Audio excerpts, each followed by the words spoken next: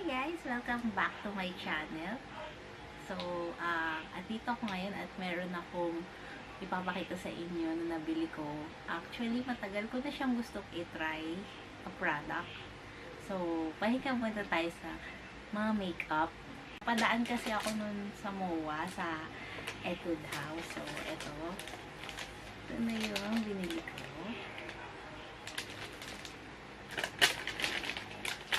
Ito ay pang hair color. So, ayan. So, excited na akong gamitin siya. Ano siya eh, hot style bubble hair coloring. So, ang shade niya ay dark choco tone daw. So,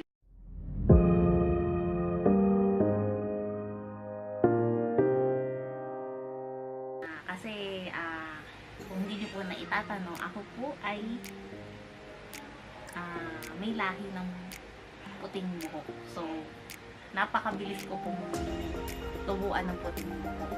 Well, dahil yun sa aking genes.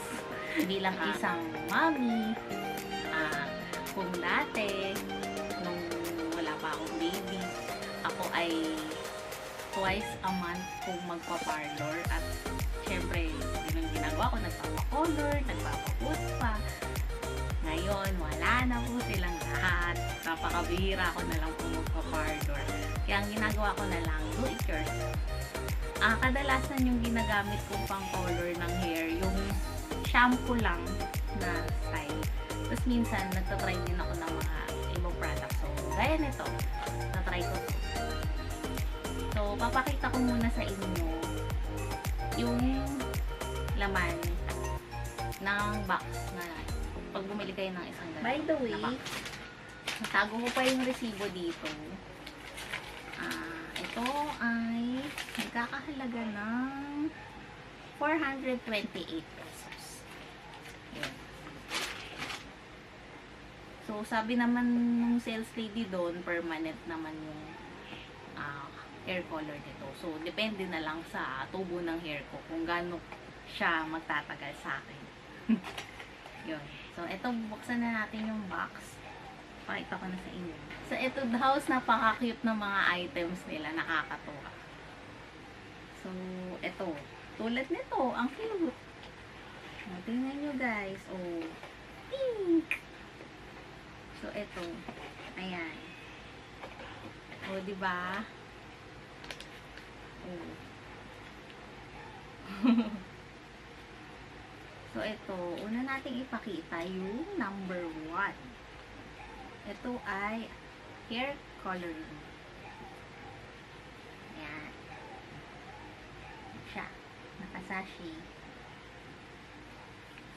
Tapos yung number 2,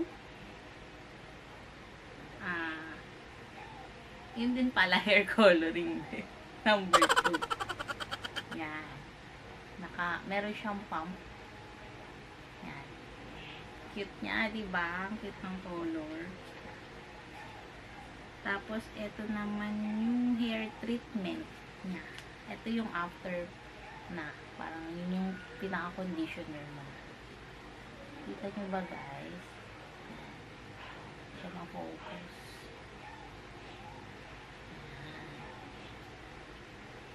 Tapos ito, meron siya packaging na ganito. Ang laman niya ay wait lang, saan natin? Meron siyang instructions pero di mo siya maiintindihan kasi Korean. Korean yung instructions. Korean yung sulat. Lahat siya Korean. Pati dito sa kabilang side. So, meron naman dito na instruction na English. Okay, so ito pa yung ibang laman ng ziplock na plastic na ito. Bukod sa instruction na Korean.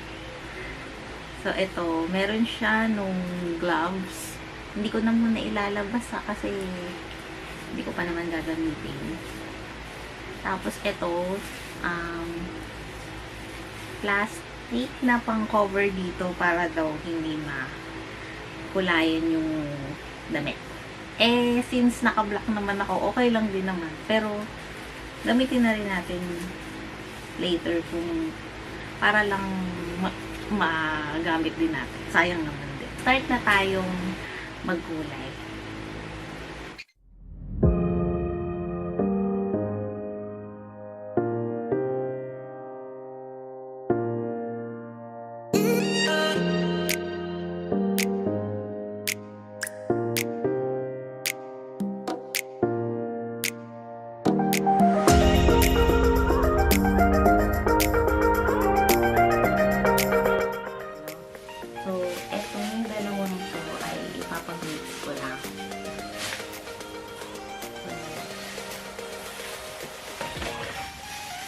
Pala guys, nag-allergy test na rin ako. Kumuha ko nung konting product mixture ng dalawa. Itong dalawa. Tapos, kumuha ko ng cotton buds. Pinag-mix ko sila. Tapos, pinahid ko sa somewhere dito. Wala naman akong allergic reaction na ramdaman ng pangate. So, ayun. Tuloy na natin.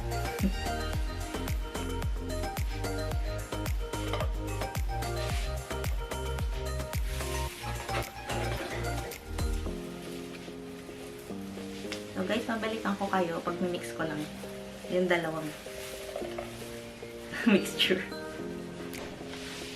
Pag mimix ko lang. Okay, so nahalo ko na yung isang coloring na nandun sa pouch. So nandito na siya. Hindi ko pa siya minimix na. So, ganito pala yung tamang pag-mix. Iti-tilt mo lang yung water.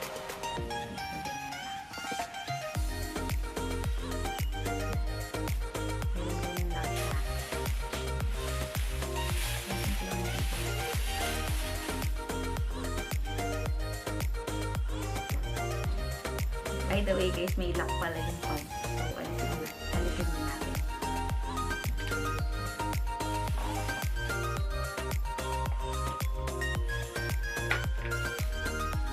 Yan guys, so. Form siya ng foam.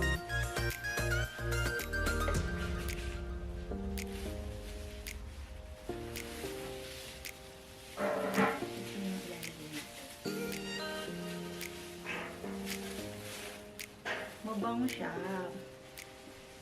Hindi ko lang ma-explain kung ano yung amoy.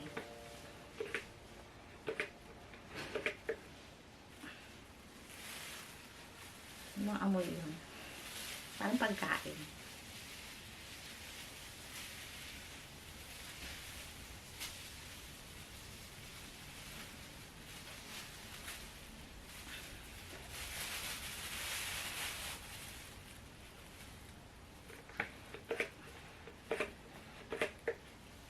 Mawari kung chocolate or coffee. Parang ganun yung amoy niya. Hindi siya yung masakit sa ilong. Di ba yung mga pang-holder ng hair? Sobrang toxic sa ilong. So, ito mabango siya.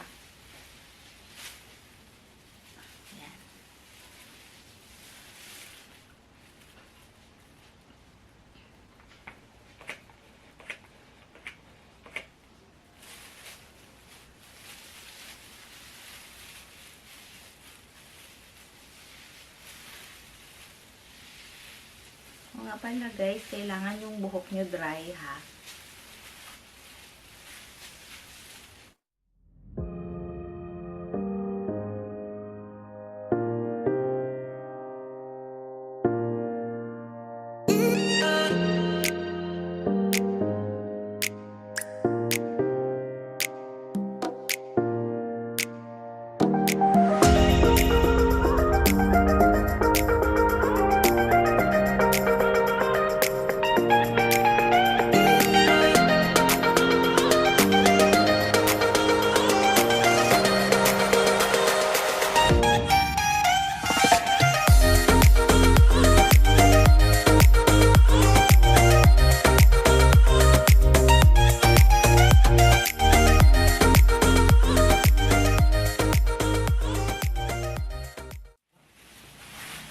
Okay, I'm back. So, ito, na-apply ko na yung color sa hair ko. Nagta-timer na lang ako. Bale, 20 to 40 minutes siya. So, kanina pa yung timer, so na lang siya. About 27 minutes na lang. So, ayan siya. Nawala na rin yung bubbles niya, tapos nagiging color na siya. So, tingnan natin mamaya kung ano yung kakalabasan ng color. So, see you later! Okay, so kakatapos ko lang magbanlaw. So, ang ginawa ko, after 40 minutes, nag-wash ako ng lukewarm water. Binalawan ko siya. Tapos, nakalagay dun mag-shampoo. So, nag-shampoo ako. Tapos, ginamit ko yung hair treatment. Yung pinaka-conditioner nila. So, ayan. So, basa pa ang aking hair. At ngayon, mag-blower muna ako.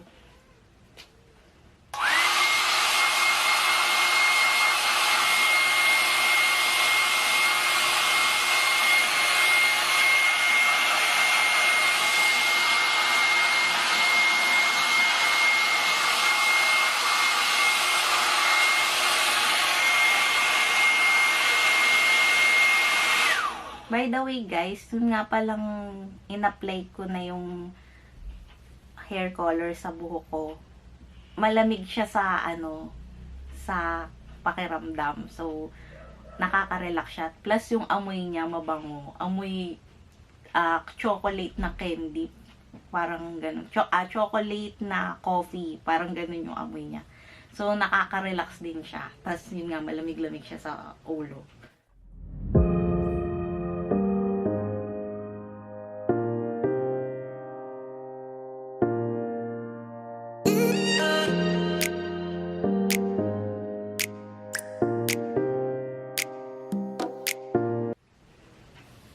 So, as you can see, ayan na po ang aking bagong hair color.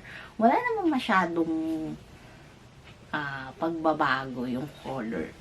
Ang habol ko lang kasi talaga, yan, tignan nyo. Wala naman masyadong pinagkaiba. Ang habol ko lang naman kasi talaga dito, matakpan yung mga white hair ko. So, tingnan natin. So far, wala naman akong nakikitang natirang white hair. So, okay siya. Ayan, natakpan niya ang aking mga white hair. So, yes, I'm so happy. Ayan. Maganda yung pang color. Number 1, madali lang siyang gamitin. Imimix mo lang siya, tapos ititilt-tilt mo lang siya.